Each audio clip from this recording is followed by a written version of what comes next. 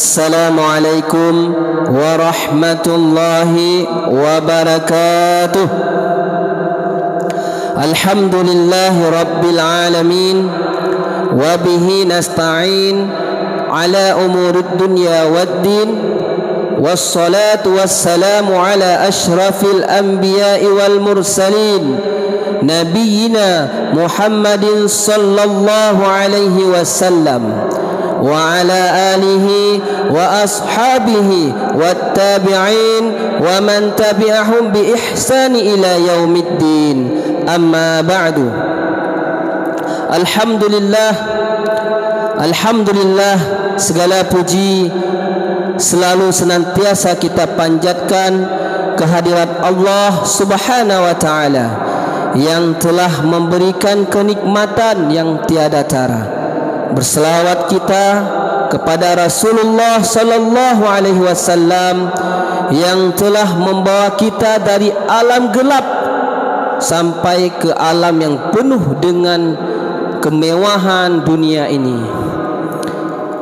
Yang saya hormati Bapak Ibu dan sahabat-sahabat yang dirahmati Allah serta kaum muslimin dan muslimat rahimakumullah. Pada kesempatan yang berbahagia ini, saya akan menyampaikan ceramah singkat tentang kelahiran Nabi Muhammad sallallahu alaihi wasallam hingga perjalanan beliau menjadi rasul.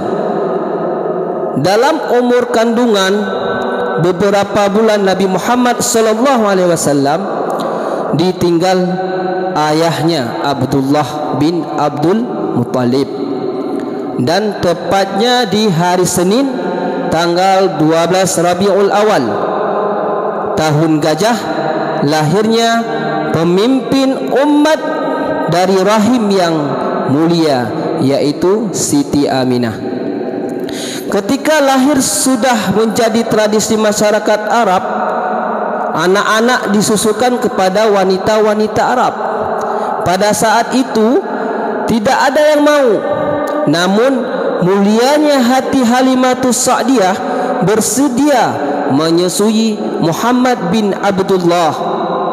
Tumbuh besar dalam asuhan keluarga sederhana di keluarga Halimatus Sa'diyah.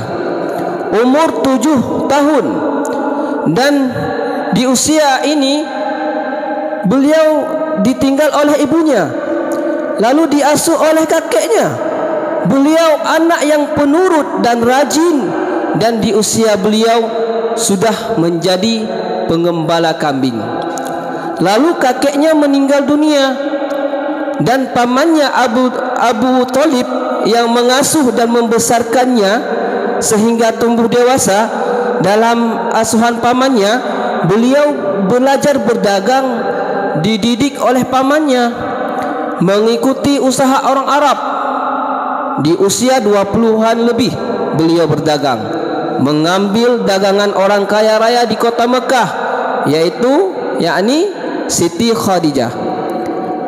Ketika inilah banyak ketakjuban yang dilakukan oleh Nabi Rasulullah sallallahu alaihi wasallam. Beberapa kali pergi membawa dagangan Khadijah, selalu untung dan habis karena sikap dan perilaku beliau yang baik dalam santun dalam berdagang, sehingga membuat Khadijah jatuh hati kepada beliau, sehingga Khadijah memanggil Abu Talib sebagai orang tua Muhammad. Lalu dengan keikhlasan Nabi kita Muhammad sallallahu alaihi wasallam, keduanya menikah di usia Nabi Muhammad 25 tahun, sedangkan usia Khadijah 40 tahun. Allah Subhanahu wa taala berfirman, A'udzu billahi minasy syaithanir rajim. Bismillahirrahmanirrahim. Laqad kana lakum fi rasulillahi uswatun hasanah liman kana yarjullaha wal yawmal وذكر الله كثيرا. Sesungguhnya telah ada pada diri Rasulullah sallallahu alaihi wasallam itu suri teladan bagimu. Ialah orang yang mengharapkan rahmat Allah dan kedatangan hari kiamat, dan ia banyak menyebut akan nama Allah.